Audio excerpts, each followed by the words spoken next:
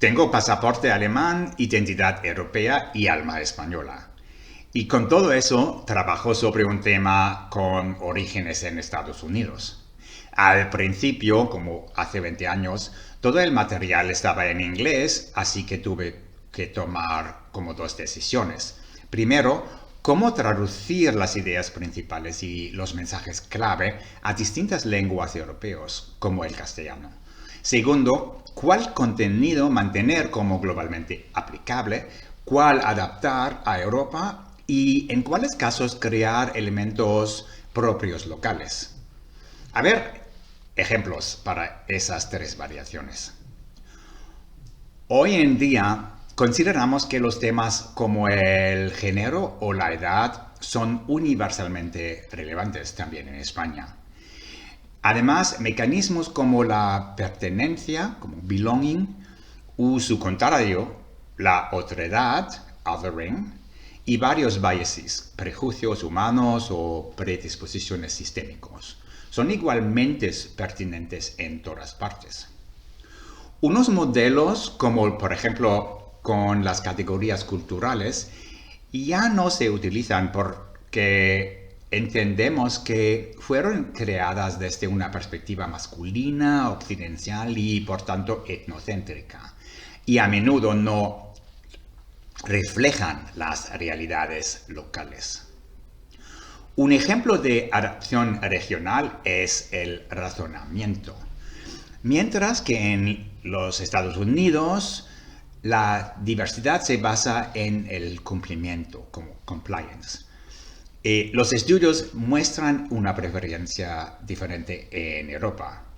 Aquí un enfoque comercial crea una atracción deseada.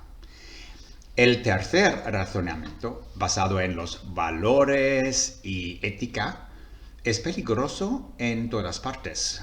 Puede colapsar con nuevos líderes y ya se ha visto en algunos países.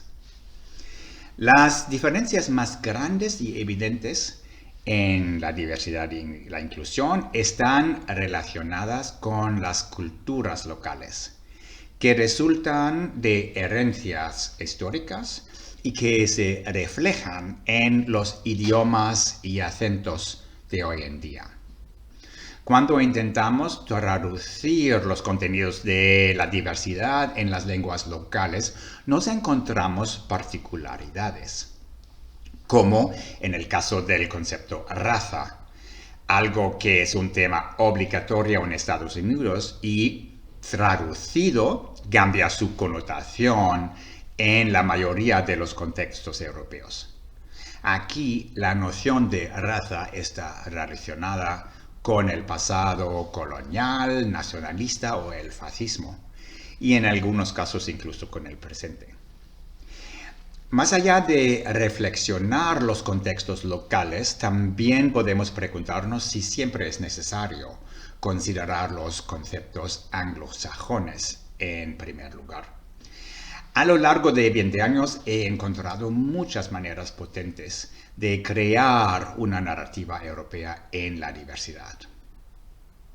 En la península Iberia, por ejemplo, podemos basar un guión efectivo en el modelo de al-andaluz.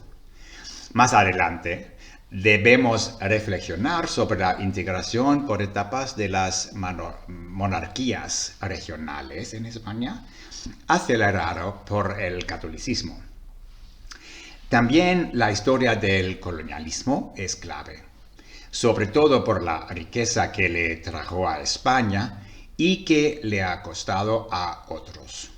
Y también por haber propiciado el origen de países y culturas que hoy incluyen, en mayor o menor medida, elementos españoles. Los acentos del castellano, por ejemplo, pueden ser un enorme valor para España si y cuando no se les jerarquiza. Igual que las minorías lingüísticas y las culturas regionales dentro de España que, por fortuna, han sobrevivido a la cruda dictadura franquista.